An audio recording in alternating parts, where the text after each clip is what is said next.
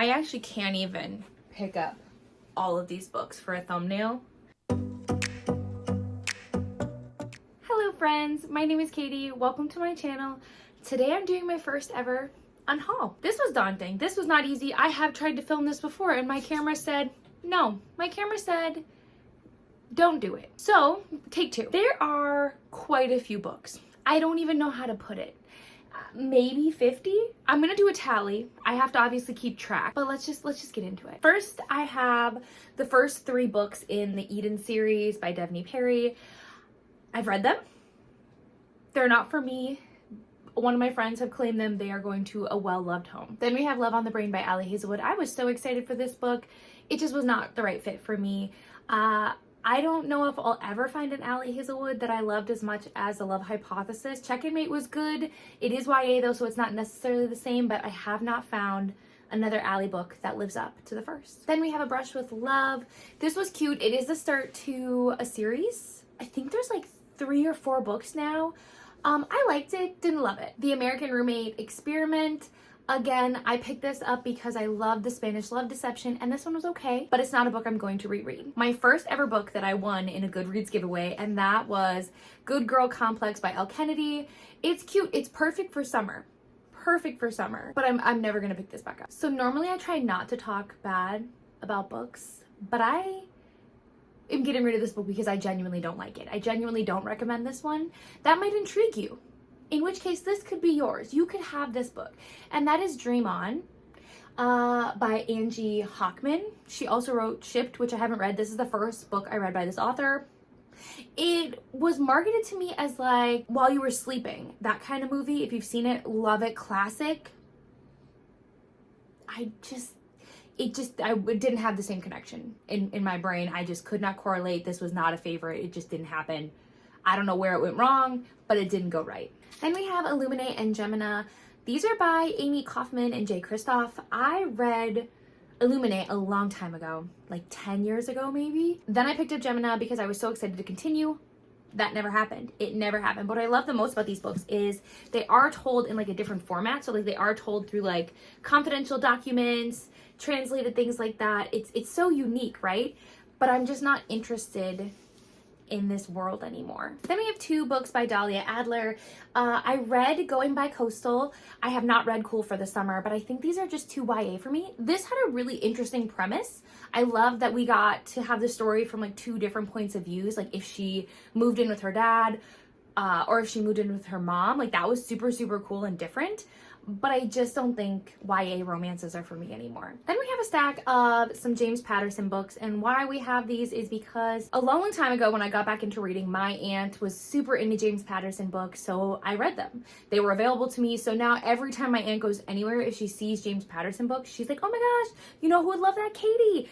You know who doesn't want them? Katie. I try to tell her this is where we're at. So these are gonna go to a James Patterson stan who is not me. Next, we're going to do some books that were recommended to me. I got them. I haven't read them. We have The Wedding Date. This is actually a signed edition. I just have no desire to pick this up. Don't know why.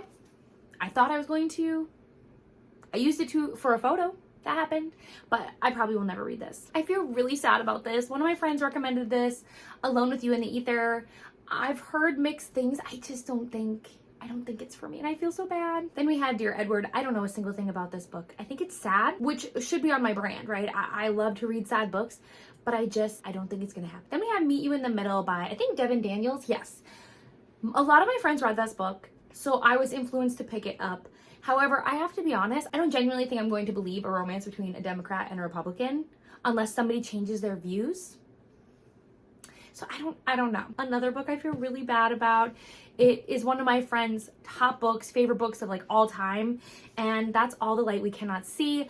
I know this is a favorite. I know I should read it, and I've tried.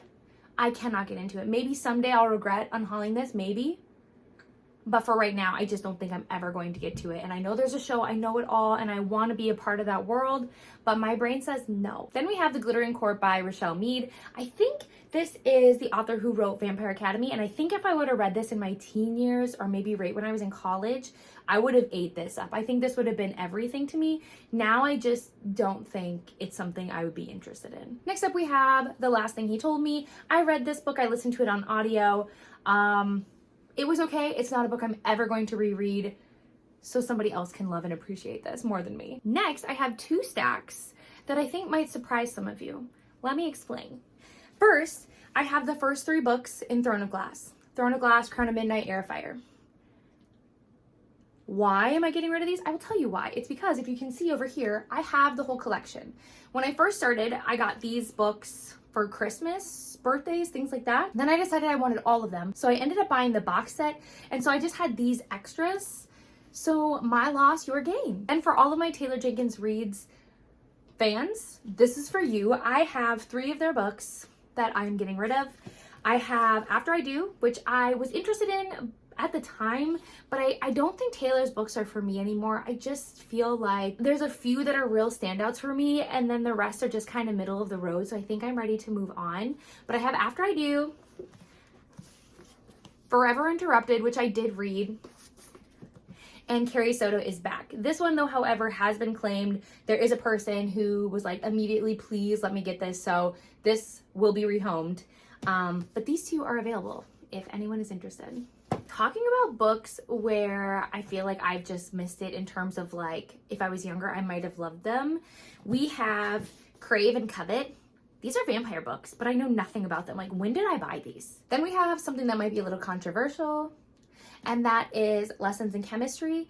I don't have any beef with this book. I just don't think I'm going to like it. So I don't necessarily want to put the time and the energy and the pain into this book if it's going to be a letdown. I've heard such mixed things, and a lot of my friends who I trust dearly don't necessarily love this book, so I think I'm gonna pass. Then we have 2 books that, again, I think if I would have read them when I first got them, when the mood was there, I may have enjoyed them, but that mood has sailed. That ship is gone.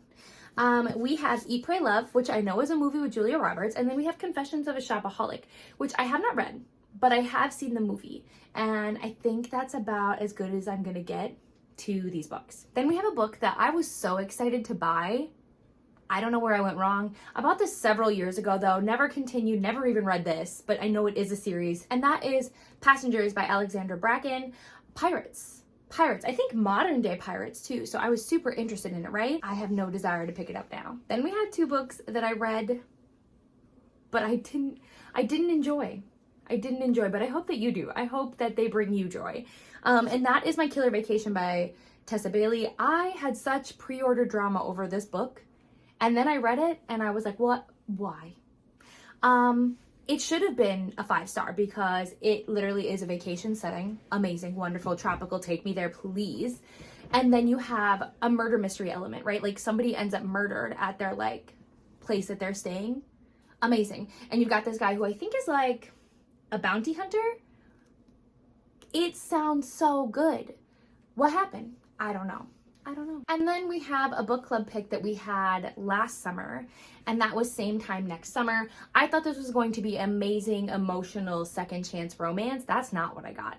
I don't know what this book is, but it is not that. If this interests you, if this cover screams you, or you've been wanting to get your hands on this, here you go. Well, guys, those are all the books that I'm unhauling. I can't believe how much space I have now on my shelves. It's amazing. It's wonderful. So I can make room for books that I'm really, really excited to pick up. And I hope that these books will move on to homes that they can be so loved and appreciated. And if I talked about a book that you loved, please know, I mean no disrespect whatsoever. That is the beauty of reading, is that we don't have to like the same books. We can disagree. If you want to convince me to read a book, you can certainly try. I just don't think that's going to happen. But thank you so much for watching. I appreciate you guys so much, and I will see you in the next video. Bye.